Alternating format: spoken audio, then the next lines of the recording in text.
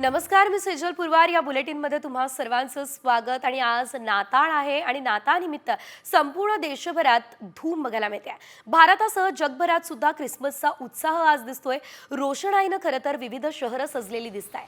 मुंबईमध्ये सुद्धा ख्रिसमसचा मोठा उत्साह हा बघायला मिळतोय.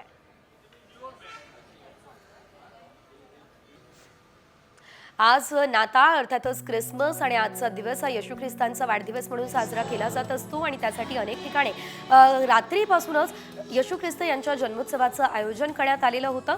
अनेक ठिकाणी त्यांच्या जन्मोत्सवाचा देखावा सुद्धा साकारण्यात आला असल्याचं बघायला मिळालं. मुंबईमध्ये सुद्धा अनेक ठिकाणी विविध प्रकारची रोषणाई करण्यात आलेली आहे आणि संपूर्ण देशभरात सुद्धा ख्रिसमस हा सण मोठ्या उत्साहात साजरा केला जातोय.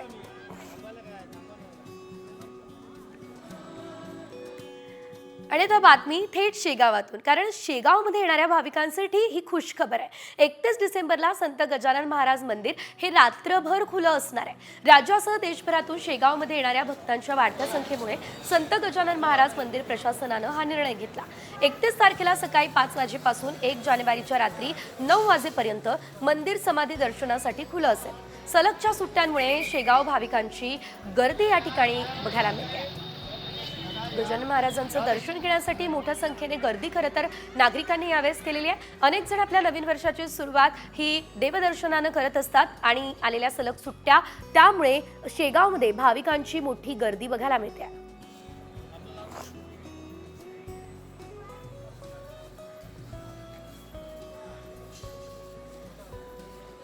तर शेगाव पाठोपाठ आजपासून तुळजाभवानी मंदिर सुद्धा 22 तास खुलं असेल. आनंदाची बातमी आहे, कारण तुळजाभवानी मंदिर 1 जानेवारीपर्यंत 22 तास खुलं राहणार आहे.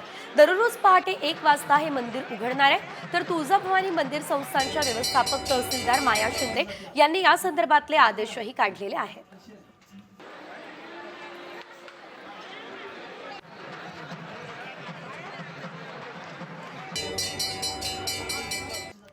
सध्या आपण बघतोय संपूर्ण राज्यभरासह देशभरात अनेक पर्यटन स्थळी पर्यटकांची गर्दी बघायला मिळते. सलग सुट्ट्या आलेल्या आहेत. या संदर्भातल्या इतर काही महत्त्वाच्या बातम्या वेगवान पद्धतीने. कोल्हापूरमध्ये राज्यभरातील पर्यटकांनी मोठी गर्दी केली. अंबाबाई मंदिर परिसर भाविकांनी फुलून गेलाय. पहाटेपासून पर्यटक भाविकांनी मोठ्या प्रमाणात अंबाबाई देवीच्या दर्शनासाठी गर्दी केली असल्याचं बघायला मिळालं. सलग आलेल्या सुट्ट्यांमुळे 12 ज्योतिर्लिंगांपैकी एक असलेल्या त्र्यंबकेश्वर मंदिरात भाविकांची गर्दी बघायला मिळते. दर्शनासाठी 1 ते 1.5 किलोमीटर पर्यंत रांगा लागल्यात. यामुळे दर्शनासाठी आता 4 ते 5 तास लागतात. शेगावमध्ये भाविकांची मोठी गर्दी बघायला मिळते. मंदिर प्रशासनाकडून देखील येणाऱ्या भाविकांची गैरसोय होऊ नये म्हणून विशेष खबरदारी घेतली जाते.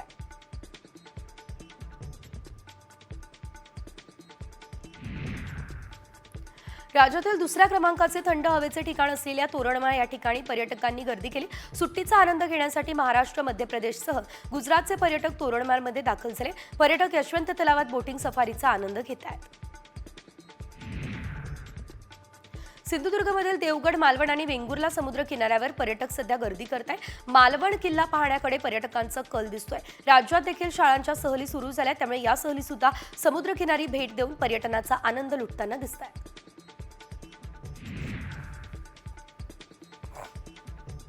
नाताळच्या सुट्टीमुळे पर्यटक मोठ्या प्रमाणात कोकणात दाखल होत आहेत. सिंधुदुर्गपासून ते रायगडपर्यंत समुद्रकिनारे पर्यटकांनी हाऊसफुल झाले. गणपतीपुळ्यात सुद्धा मुंबई, पुणे, नाशिक आणि पश्चिम महाराष्ट्रातून मोठ्या संख्येने पर्यटकांनी गर्दी केली आहे. सरत्या वर्षाला निरोप देण्यासाठी पर्यटक रायगडच्या समुद्रकिनाऱ्यांवर पोहोचले. अलिबागमधल्या सगळ्या बीचवरती पर्यटकांनी गर्दी केली. वॉटर स्पोर्ट्ससह सी फूड आणि स्थानिक पक्वानांचा आस्वाद या ठिकाणी पर्यटन घेत आहेत. नवीन वर्षाच्या निमित्तानं मध्य आणि पश्चिम रेल्वेवरती अतिरिक्त सेवा चालवण्यात येणार आहे. सीएसएमटी ते कल्याण आणि सीएसएमटी ते पनवेल 2 आणि चर्चगेट ते विरार या स्थानकांदरम्यान 4 सेवा चालवण्यात येतील. जम्मू काश्मीरच्या डोडामध्ये मोठ्या प्रमाणात बर्फवृष्टी झाली आहे. दरम्यान या बर्फवृष्टीला पर्यटक आनंद खरं तर बर्फवृष्टीचा घेताना दिसत आहेत.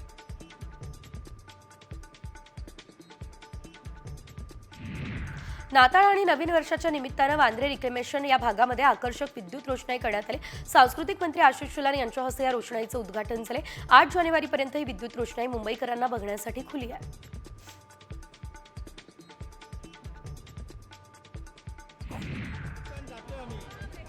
नाताळ सण हा संपूर्ण देशभरात मोठ्या उत्साहात साजरा होतोय. या पार्श्वभूमीवर मुंबईच्या वांद्रे पश्चिमेकडे माउंट मेरी चर्च परिसरात मोठ्या प्रमाणात विद्युत रोषणाई करण्यात आली आहे.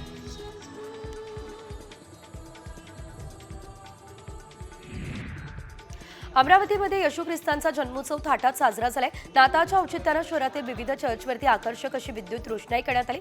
नाताळच्या शुभेच्छा देण्यासाठी चर्चमध्ये नागरिकांनी गर्दी केली.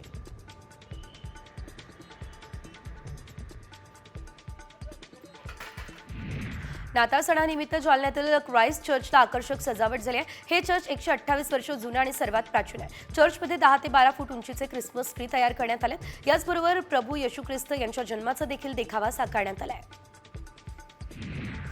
रायगडच्या कोर्लाईमध्ये नाताळची वेगळीच धूम बघायला मिळते. पोर्तुगीज देश सोडून गेले तेव्हा त्यातील काही लोक रायगडच्या समुद्रकिनारी असलेल्या कोर्लाईमध्ये राहिले. त्यांचे वंशज आजही तत्कालीन परंपरा जपताय आणि नाताळचा सण साजरा करताय. या ठिकाणी प्रत्येकाच्या घरात येशू ख्रिस्तांच्या जन्माचा प्रसंग देखाव्याच्या स्वरूपात साकारला जाण्याची परंपरा आहे. पालकांच्या लेखी परवानगीशिवाय शाळांना कोणत्याही विद्यार्थ्याला सांताक्लॉज बनवता येणार नाहीये. बाल हक्क आयोगानं तसे आदेश दिलेत. याशिवाय विद्यार्थ्यांना सांताक्लॉज बनवल्यावरती कोणताही वाद झाल्यास शाळेवर कायदेशीर कारवाई केली जाईल. नवी मुंबई परिसरात वाहतूक नियमांचं पालन करणाऱ्या वाहन चालकांना सांताक्लॉजद्वारे चॉकलेट देण्यात आलं. वाहन चालकांनी उपक्रमाचं स्वागत केलंय, तर वाहतूक पोलिसांनी नियमांचं पालन करण्याचं आवाहन वाहन चालकांना केलंय. बारामतीमध्ये टिपू सुलतान आणि मौलाना आझाद यांची जयंती उत्साहात साजरी करण्यात आली. शहरातून टिपू सुलतान, मौलाना आझाद आणि संविधानाची मिरवणूक निघाली. त्यावेळेस कुठलाही अनुचित प्रकार घडू नये यासाठी पोलीस बंदोबस्त तैनात करण्यात आला.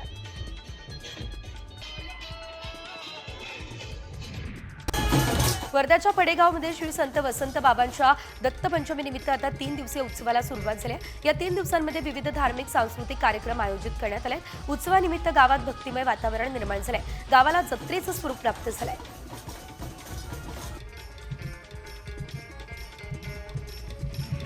अयोध्येत रामललाच्या प्राणप्रतिष्ठा महोत्सवानिमित्त 11 ते 13 जानेवारी असे 3 दिवस भव्य उत्सवाचं आयोजन झाले. 11 जानेवारी रोजी दुपारी 12:20 रामललांचे अभिषेक आणि भव्य आरती केली जाईल, तर राम मंदिर परिसरात यज्ञ मंडपही टाकला जाईल.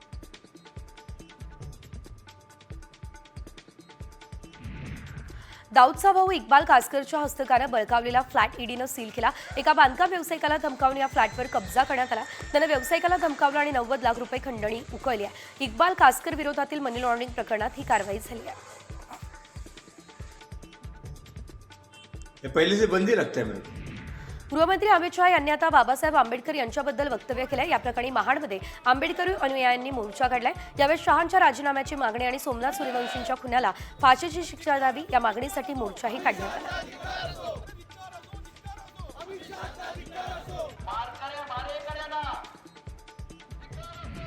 केंद्रीय गृहमंत्री अमित शहा यांच्या निषेधार्थ कांदिवलीमध्ये भीम सैनिकांनी आक्रोश मोर्चा काढला. डॉक्टर बाबासाहेब आंबेडकर यांच्याबद्दल केलेल्या बेताल वक्तव्याविरोधात शेकडो भीम सैनिक रस्त्यावर उतरले. त्यावेळेस आंबेडकरवाद्यांनी अमित शहा यांची प्रतिकात्मक प्रेतयात्रा काढत निषेध केला.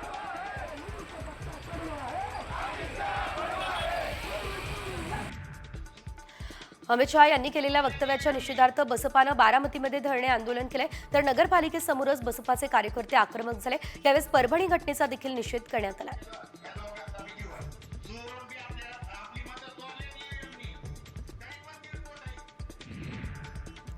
नंदुरबारमध्ये आता अमित शहा यांच्या निषेधार्थ काँग्रेस आक्रमक झाले. अमित शहा राजीनामा द्या अशी घोषणा करण्यात आली. बाबासाहेब आंबेडकर यांच्या स्मारकाजवळ काँग्रेसने जोरदार घोषणाबाजी करत आंदोलन केलंय.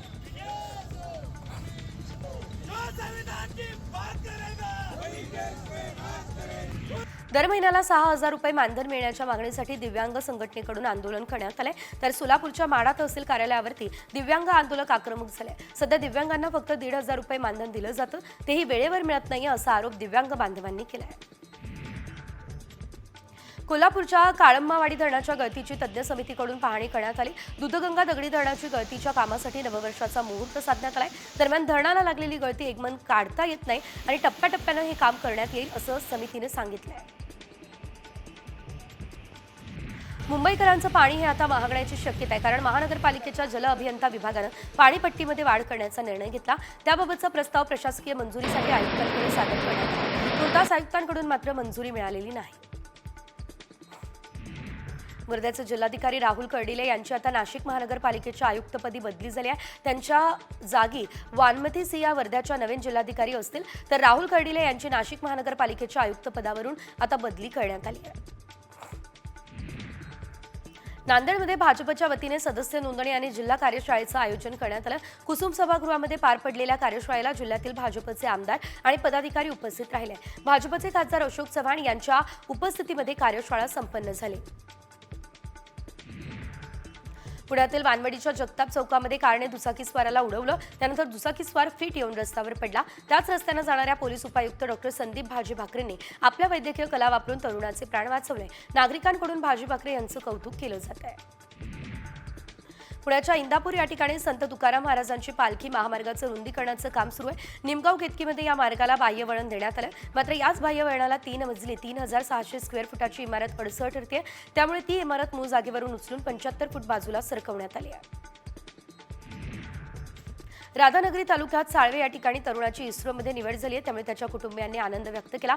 रोहित विद्या लक्ष्मण पाटील असं या तरुणाचं नाव आहे। तो शेतकरी कुटुंबातील मुलगा आहे। स्वतःवर विश्वास ठेवला की नक्की यश मिळतं आणि मलाही मिळालं, तुम्हालाही मिळेल, ही प्रतिक्रिया रोहित यानं दिली आहे। आणि आता बातमी अतिशय महत्त्वाची, कारण अटल बोगदा आहे तो प्रवाशांसाठी बंद करण्यात आलेला आहे। याशिवाय जर आपण बघितलं तर हिमाचल प्रदेशमध्ये सध्या जोरदार बर्फवृष्टी चालू आहे। खबरदारीचा उपाय म्हणून आता हा अटल बोगदा बंद करण्यात आलेला आहे। अटकलेल्या 1000 पेक्षा जास्त गाड्याही बाहेर काढण्यात आल्या असल्याचं कळत आहे। आपण बघतोय अटल बोगदा हा आता अचानक बंद करण्यात आलेला आहे। जोरदार बर्फवृष्टी या ठिकाणी सुरू आहे, त्यामुळे आता हा प्रशासनाकडून निर्णय घेतला जात असल्याचं सांगितलं जात आहे। जोरदार बर्फवृष्टी सुरू असल्यानं अनेक वाहनं या ठिकाणी अडकली आहेत।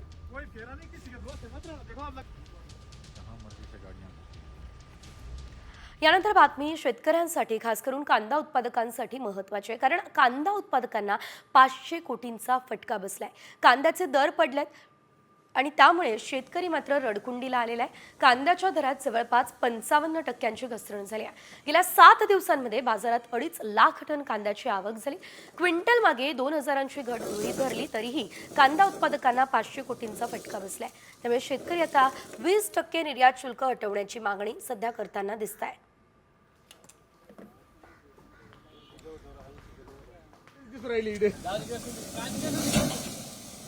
तर सध्या आपण जर बघितलं तर शेतकऱ्यांसंदर्भातले अनेक प्रश्न प्रलंबित आहेत, ज्यावरती अजून तोडगा निघालेला नाहीये।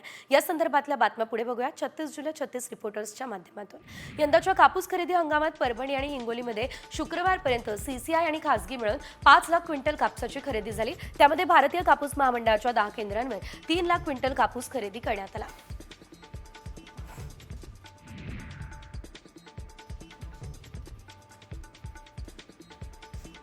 खानदेशात बाजरीची पेरणी ही सुरू झालेली आहे, तर बाजरीचं क्षेत्र किंचित वाढण्याची देखील शक्यता आहे, कारण अनेक शेतकऱ्यांनी कांदा, गहू, मका लागवड कमी केली आहे। बाजरीची पेरणी मोठ्या प्रमाणात केली आहे, त्यामुळे बाजरीचं क्षेत्र सुमारे 7000 हेक्टरपर्यंत जाऊ शकतं असा अंदाज सध्या वर्तवला जातोय।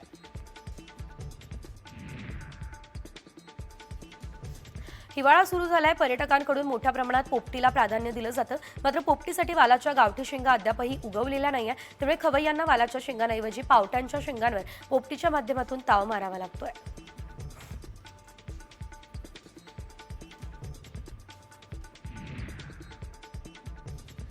अतिवृष्टीमुळे द्राक्ष बागेला फटका बसलाय, परिणामी घड जिरणं, गळकूस द्राक्षाचं उत्पादन घटलंय।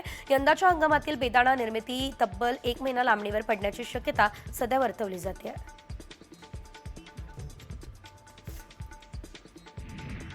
नांदेडमध्ये केळीवर करपा रोगाचा प्रादुर्भाव झाला, शेतकरी हैराण झाले। सतत वातावरणात बदल होत आहे, त्यामुळे याचा फटका आता केळी पिकाला बसलाय।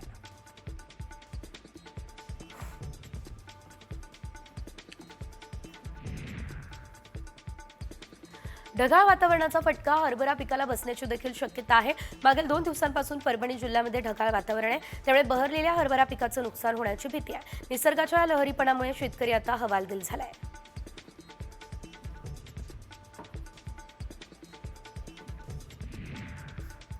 धुळ्यात गेल्या काही दिवसांपासून वातावरणामध्ये प्रचंड धुकं बघायला मिळते। या वाढत्या धुक्यामुळे रब्बी पिकांना रोगराईचा धोका निर्माण झालाय, त्यामुळे शेतकरी आता धास्तावले। पिकांचं रोगांपासून संरक्षण व्हावं यासाठी औषध फवारणीची धावपळ सुद्धा केली जाते।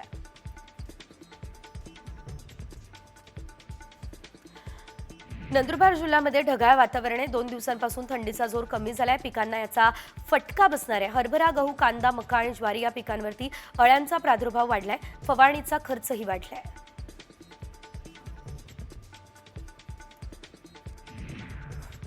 प्रसिद्ध नागपुरी संत्र्यांच्या दरात मोठी घसरण झाली. गेल्या वर्षीच्या तुलनेत प्रतिटन 8 ते 10 हजारांनी दर घसरला. उत्पादन जास्त झालं त्यामुळे दरातही घसरण झाली.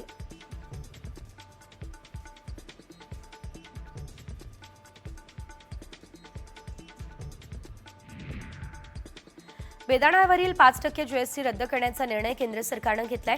बेदाण्याला कृषी मालाचा दर्जा देण्यात आलाय, त्यामुळे बेदाणा आता जीएसटी मुक्त करण्यात आलाय. या निर्णयाचा नाशिक, सांगली आणि सोलापूर जिल्ह्यातील द्राक्ष उत्पादक शेतकऱ्यांना चांगलाच फायदा होणार आहे.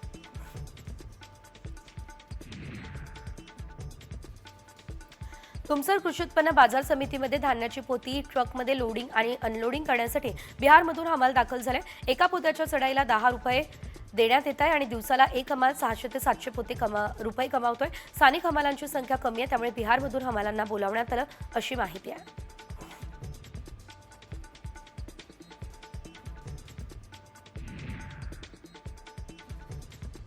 जनावरांना पुन्हा एकदा लंपी आजाराचा धोका आहे, कारण या आजारामुळे जनावरांची तब्येत बिघडते आहे. या आजाराची लागण इतर जनावरांना होते, त्यामुळे इतर जनावरे या आजाराचे शिकार होत आहे. या आजाराचा प्रसार होऊ नये यासाठी पशुवैद्यकीय यंत्रणा अलर्ट झाली आहे.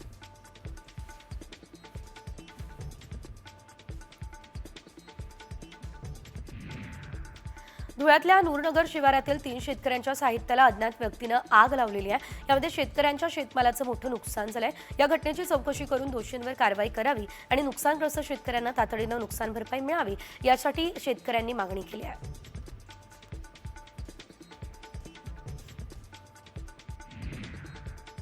समृद्धी महामार्गावर केमिकल वाहतूक करणाऱ्या टेम्पोला आग लागली आहे. कोपरगाव हद्दीमध्ये ही घटना घडली, त्यामुळे नागपूरहून मुंबईकडे जाणारी वाहतूक 2 तास खोळंबली.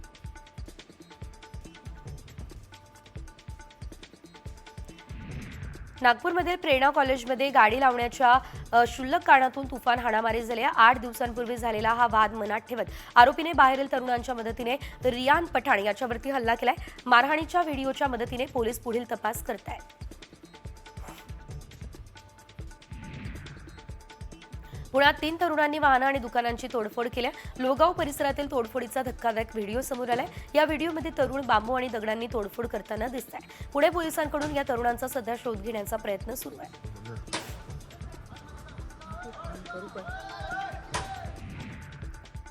नाशिकच्या सिडको परिसरात तिरीमूर्ती चौकामध्ये कामावरून घरी जात असणाऱ्या मजुरांवर दोघांनी हल्ला केला. ही घटना सीसीटीव्ही कॅमेऱ्यात कैद झाली. या मारहाणीमध्ये रक्तबंबाळ झालेल्या मजुराला त्याच्या मित्रानं रुग्णालयात दाखल केलंय. पोलीस ठाण्यामध्ये तक्रार दिली. हाच राग मनात ठेवून गुंडांनी दुसऱ्या दिवशी मित्रावर हल्ला केलाय. या प्रकरणी आता गुन्हा सुद्धा दाखल करण्यात आलाय.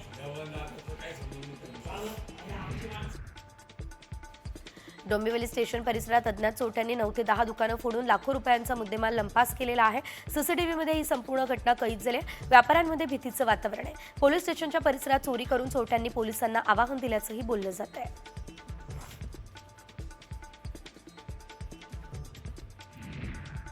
वाशिमच्या रिसोड शहरामध्ये कार थेट डिवायडरवर चढल्याची घटना घडली.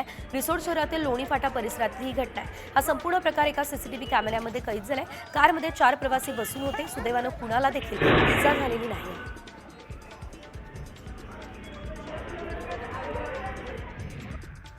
पुण्यात मद्यधुंद चालकानं अनेक वाहनांना धडक दिली. एका 4चाकी वाहनानं अनेक दुचाकींना उडवलंय. दयानंद केदारी असं चालकाचं नाव आहे आणि त्याला पोलिसांनी ताब्यातही घेतलंय.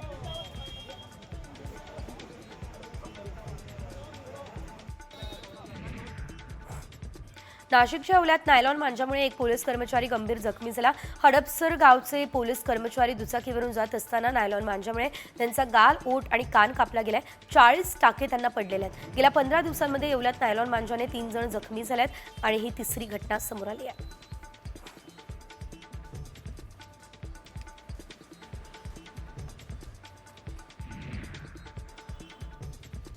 नवी मुंबईमधल्या खारघरमधील बेलपाड्यामध्ये एक तरुण हायटेन्शन टॉवरवर चढला. तरुण मनोरुग्ण असल्याची माहिती आहे. नागरिकांनी त्याला आवाज दिलाय, कसंबसं खाली उतरवलंय. त्यानंतर या तरुणाला एका सीआरपीएफ जवानानं पकडलं आणि पोलिसांच्या स्वाधीन केलं.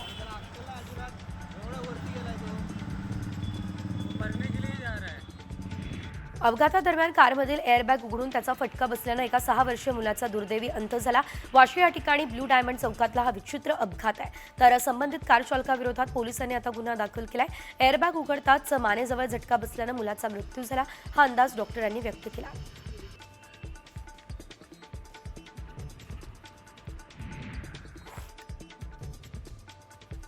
नायलॉन मांजामुळे सिन्नरमध्ये एकाचा गळा आणि 2 बोट कापल्याची घटना घडली. नंदकुमार मोठे असं जखमी व्यक्तीचं नाव आहे. उपचारासाठी त्यांना हॉस्पिटलमध्ये दाखल करण्यात आले. त्यानंतर त्यांच्या गळ्यावर 35 टाके पडल्यात.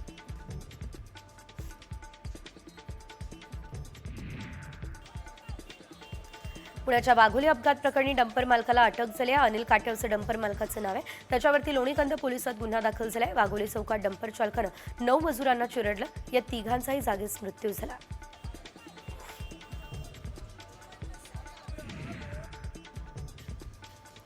कल्याणमधून बेपत्ता झालेल्या 13 वर्षीय मुलीचा मृतदेह सापडलाय. कल्याणजवळ पापगाव परिसरामध्ये हा मृतदेह सापडला. गेल्या 24 तासांपासून कल्याण पूर्वेच्या चक्की नाका परिसरातून ही मुलगी बेपत्ता होती. या मुलीची हत्या झाल्याची प्राथमिक माहिती आहे. कल्याण, कोळशीवाडी आणि पडघा पोलिसांकडून या प्रकरणाचा तपास सुरू आहे.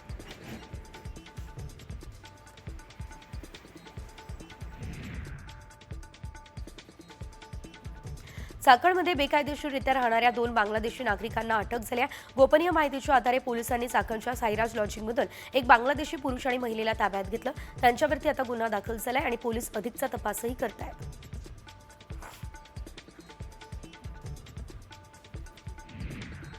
छत्रपती संभाजीनगरमध्ये 21 कोटींचा घोटाळा करणाऱ्या कंत्राटी कर्मचाऱ्याचे अनेक कारनामे हे समोर आलेले आहेत. या पैशातून एका आरोपीनं गर्लफ्रेंडला 4 BHK फ्लॅट, BMW कार आणि BMW बाईक खरेदी केल्याचं समोर आलं.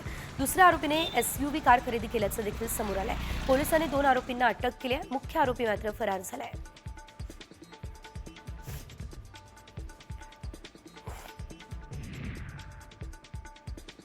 नंदुरबारच्या खांडबारा ग्रामीण रुग्णालयात दारूच्या नशेत डॉक्टर उपचार करत असल्याचा आरोप रुग्णांच्या नातेवाईकांनी केला. चुकीच्या जागी इंजेक्शन लावलं, त्यामुळे रुग्णाचे नातेवाईक आणि डॉक्टर यांच्यामध्ये शाब्दिक वाद होत असल्याचा व्हिडिओ सध्या समोर आलाय. जिल्हा शल्य चिकित्सालयामार्फत या प्रकरणाची चौकशी केली जाते.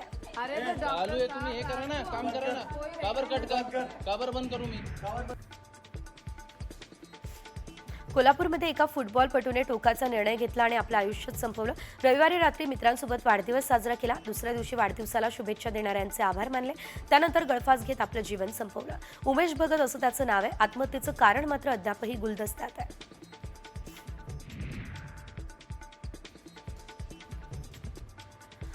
पुण्यात भरवण्यात आलेली भीमथडी जत्रा यामध्ये शुक्रवारी एका महिलेच्या स्टॉलमधून 70,000ची रोकड चोरीला गेली. पोलिसांनी सीसीटीव्ही पाहिला आणि त्यामध्ये चोरटे दिसले. त्यावरून पोलिसांनी शोध घेतला आणि 4 चोरट्यांना अटक केली आहे.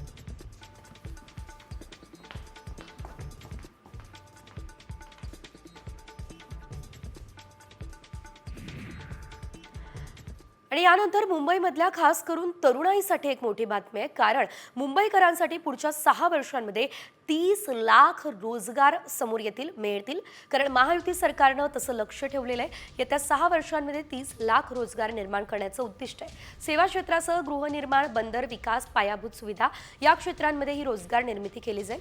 केंद्र सरकार आणि नीती आयोगाच्या शिफारशीनुसार मुंबई महानगर प्रदेशाचा म्हणजे MMRA याचा आंतरराष्ट्रीय दर्जाचं आर्थिक केंद्र म्हणून विकास करण्यात येणार आहे. त्यासाठीचा प्रारूप आराखडा तयार करण्यात आलेला आहे. तर मुंबईमध्ये आता तरुणांसाठी ही सुवर्ण संधी आहे. 6 वर्षांमध्ये 30 लाख नोकऱ्या निर्माण होणार असल्याचं कळत आहे. 10 ते 11 लाख कोटींच्या गुंतवणुकीचे प्रयत्न हे सध्या मुंबईमध्ये सुरू असल्याचं कळत आहे. मुंबई महानगर क्षेत्राला आर्थिक केंद्र बनवलं जाणार आणि त्यासाठी महायुती सरकार पावलं उचलत असल्याची देखील माहिती सध्या मिळते आहे. एकंदरीत तरुणांसाठी ही आनंदाची बातमीच म्हणावी लागेल. कारण येणाऱ्या काळामध्ये तरुणांना नोकरीच्या अनेक सुवर्ण संधी मुंबईमध्ये प्राप्त होतील असं सध्या तरी सरकारकडून सांगितलं जात आहे आणि त्यासाठी कठोर पावलं उचलली जात आहेत असं सुद्धा सरकारचं म्हणणं आहे.